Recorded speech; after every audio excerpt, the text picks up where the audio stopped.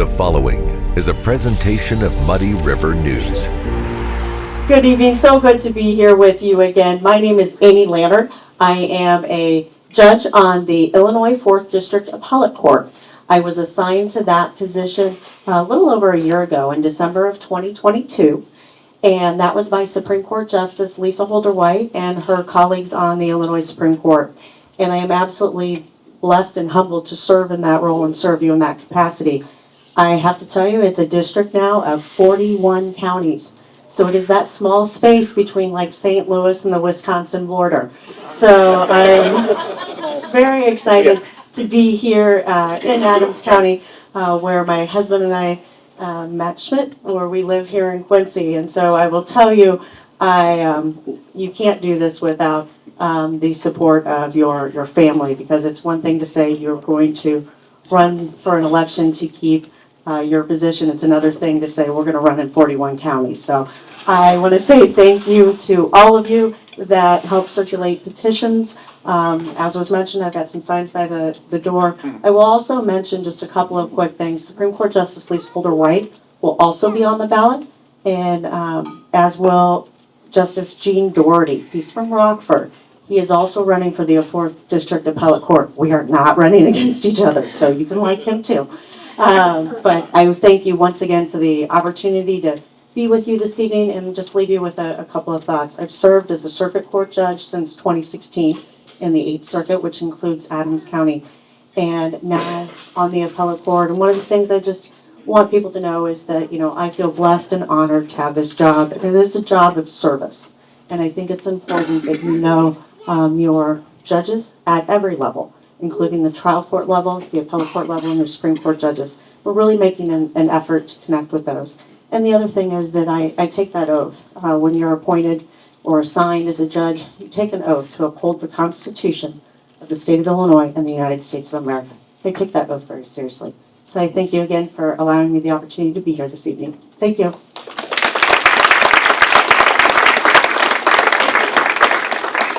Thank you, Judge Amy. Okay, let's start off now with the District 99 state reps. Mr. Eric Snellgrove, you've been chosen to speak first. Come on up. Welcome you in, folks.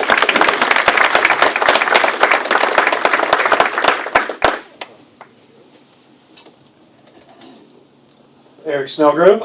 I've addressed y'all, addressed this room at least once before. I am running for the 99th District State Representative, all in parts of Adams, Brown, Cass, Schuyler, and Morgan County. We have successfully raised zero money. So for people that care about physical conservatism, our efforts are put into saying hi to everybody, making sure everybody gets a good wave and a smile. We have a very interesting year coming up. I can't really impact this year that we have right now, but I can make sure that everybody is heard after this year. So that is my goal. And as crazy as our state has gotten, that's what we need.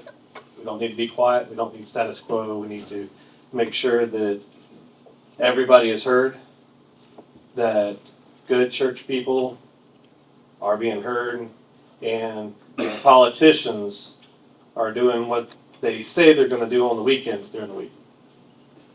So that's one of the most important things that we can do, is make sure that the good people of our district, which is a very interesting shaped district, it's got a very interesting cross section. So we got to make sure that everybody has that opportunity. And I'll field any questions. How long do I got, Steve? About 2 minutes. I got 2 minutes, so I got 3 questions for you. Anybody got a question? Questions? Don't be bashful. How do you feel about the new Illinois group? It's a great concept. If at the very least, it will show that people are fed up. If we have enough people that are willing to do the work, then there's nothing wrong with forming another state. You know, Alabama didn't always exist. My kids are born in Mobile, Alabama. You know, Alabama was chopped off of Georgia. And if you ask anybody from Alabama, especially a Leonard Skinner fan, they'll say that was a good idea. Any other questions? Yes, ma'am. On life? Well, I am pro-life. One of my biggest issues is that people say, are you for or against abortion? And, you know, under what exceptions would you allow it? My thing is that there can't be an exception for abortion. If a doctor has to choose between one patient or the other on an operating table, that's choosing between patients. He can't save both. And there's a lot of mamas out there that would say, you know, save my kid before me. So that's my stance. Is abortion isn't okay. There's no exception. One more questions. Anybody? Anybody? Charlie?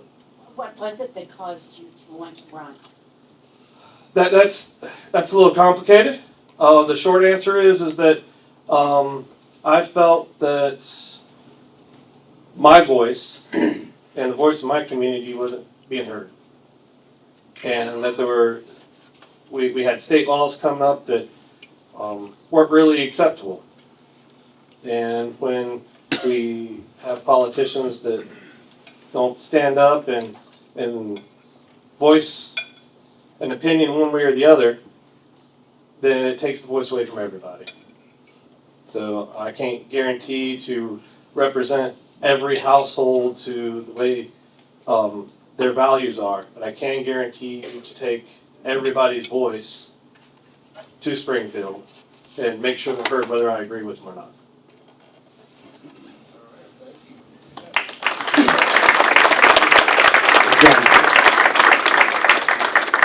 Now the fellow looking to grab that position would be Mr. Kyle Moore. Come on up, Kyle.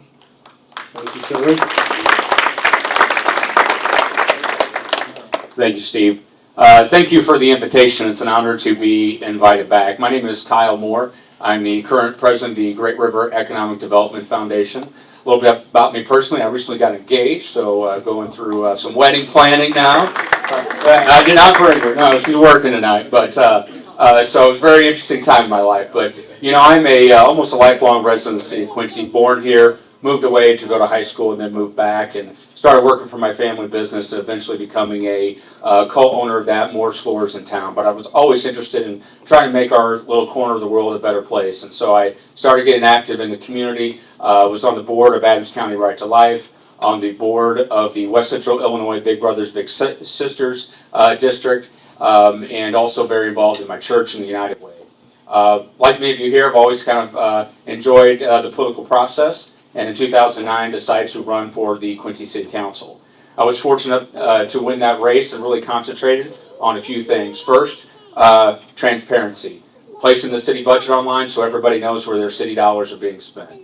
Second thing, accessibility, hosting 2 town halls a year to make sure that if somebody had an issue in the neighborhood, in the ward, that they could take it directly to us and we could help solve it. Third is to stand up against wasteful spending. If you're from Quincy, you're probably familiar with about 15 years ago, we tried to develop a hydropower plant, which cost our city $5 million, and I was one of 2 city council members to stand up against that.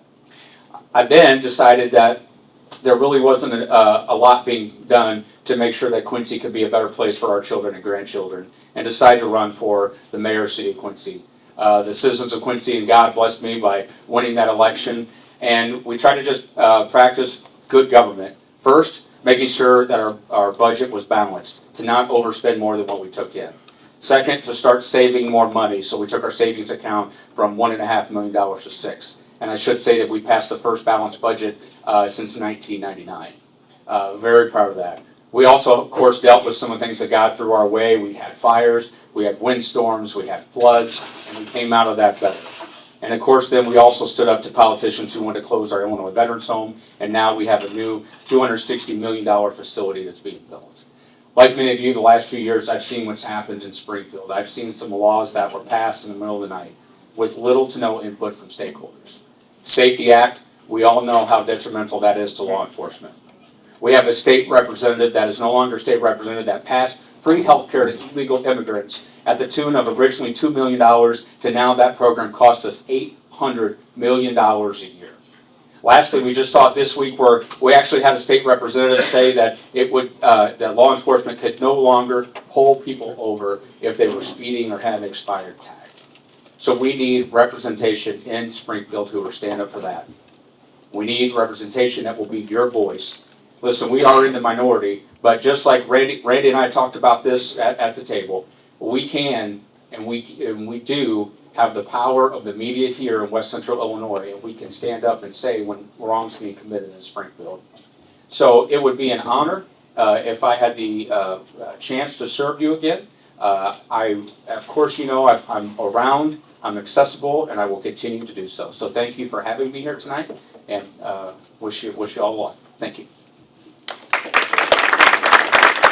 Any questions for Kyle? Any questions? Yes, sir. Over my time. Yeah. Yeah, my question for you, Kyle, is from the sound of it, you're wanting to be put in position so that you can go to Springfield and not be a yes man. Is that correct? Correct. So what would be different if we put you in this position when you've already proven to be a yes man through the trials of COVID, when you didn't really stand up and fight through that era for us and our children? Sure. I would respectfully disagree with that because it's one of the things that we did was we gave Governor Pritzker the first plan to reopen our community. That was matching President Trump's plan when he passed that down. We gave that plan to other communities so they could do that, and we did that with input from our medical community, with our neighborhood organizations, and with stakeholders from throughout the community. When the governor first proposed his reopen plan, I stood at the Elks Lodge and said that it was going to be detrimental to business, that it was going to close businesses down, and that it was going to completely hurt our economy in Quincy and Adams County. That was echoed throughout the different states, throughout the state. So I would disagree with that, but again, we all have different ways to approach things. Thank you. Thank you. Another question? Yes. Do you support the efforts of New Illinois State? Yeah, so I support the efforts. I have some questions on how it would be enacted, especially at the federal level, because I think there would probably most necessarily be a trade-off. I believe they would want to create another state, and there's probably be a left-leaning state. So I do have some questions for that. Again, the effort is good, and we certainly can show that downstate and Illinois has different values and different ways of life in Chicago. So I appreciate what they're doing. Again, I have some questions on how that would be enacted at the federal level. One last question. Anybody? Yes. So, as a minority in the state of Illinois, what is your plan to keep your constituents more informed than maybe we have in the past, culture otherwise? Sure. So that we know what's going on, so that we have a bigger or more magnified voice. Sure.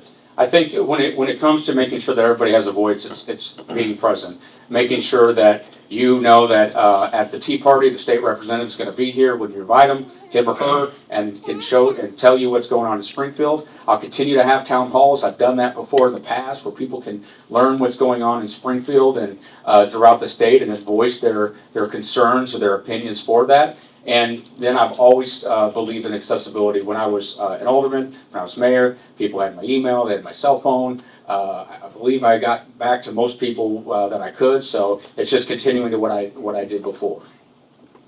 Thank you. Thank you for the question. Big round of applause.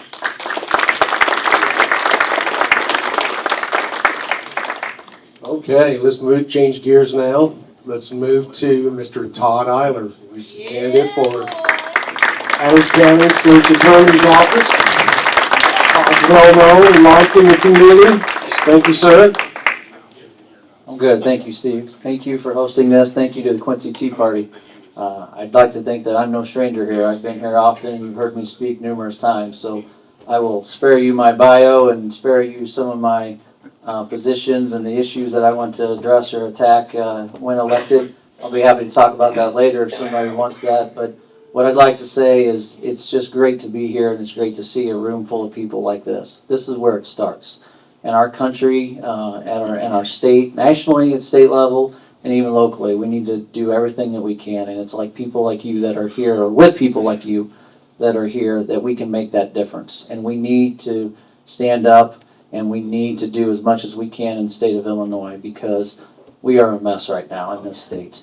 We are a mess in this country, but this is where it starts, like people like you. So I can't say thank you enough to you being here, to you being involved and active, informed, educated, and everything that you do to keep other people informed and educated, because that's what we need. It starts with elections and it ends with elections, and we need to do better as Republicans. And I just want to thank you very much for that. I also want to take some time to, you've already heard from Justice Amy Lannard. I can't tell you enough or say enough about her abilities. I said when she was first elected that she was a good judge and that she would be a great judge. Well, she got there faster than I thought. She was selected and appointed to the appellate court, but I just can't say enough about her. And I would urge you, if you don't know her, to either learn more or obtain more information. But she is well qualified, and she is deserving of your vote, just as Jean Daugherty is, that she mentioned, and also Lisa Holder-White. I've got to know both of them through the campaign, and they are great individuals as well. Don't let the Rockford native scare you in terms of Mr. Daugherty, but all three of those I would recommend that you vote for. I'm going to vote for them. They're great individuals, and you know, if there's one thing I can tell you to support that with Amy, I guess I should say Justice Lannard. Sorry. It's okay. You know, whether you agree with her decision or whether you're on maybe the losing end, you're going to get a decision with reason and logic. And that's important, because we can't all win every time. But as long as you feel like you got a fair shake and you got to speak and present your case and be heard, that's what is very important. And you will absolutely always walk away from any case that she's involved in thinking that, whether you win or lose. So again, I would urge you to vote for her, Jean Daugherty, as well as Lisa Holder-White. I'm assuming that Mr. Scott Graham is going to be given the microphone here in a little bit. I work with Scott through the county, and I can't say enough about Scott. I would say the same thing about Scott. He is deserving of your vote. If you don't know him, you know, that position of coroner, it's high profile, right? But Scott does an amazing job. We hear from people regularly that have suffered the loss of a loved one, and what I have heard routinely when I've talked to people is the humbleness and the grace that Scott carries and handles himself, and how much that helps people going through that time. So I can't say enough about Scott either. I would urge you to vote for him. And I guess just to come back full circle to me, I want to thank everybody in this room for everything that you've done for me up until this point. All of your support, in whether it be parades, handing out materials, showing up at events. I cannot thank you enough. And I would humbly ask for your votes in the March 19th primary. I thank you in advance. And I will do everything I can to keep this county the safe and great place that it is, because we are fortunate to live where we live. Thank you. Muddy River News. Our home, our news.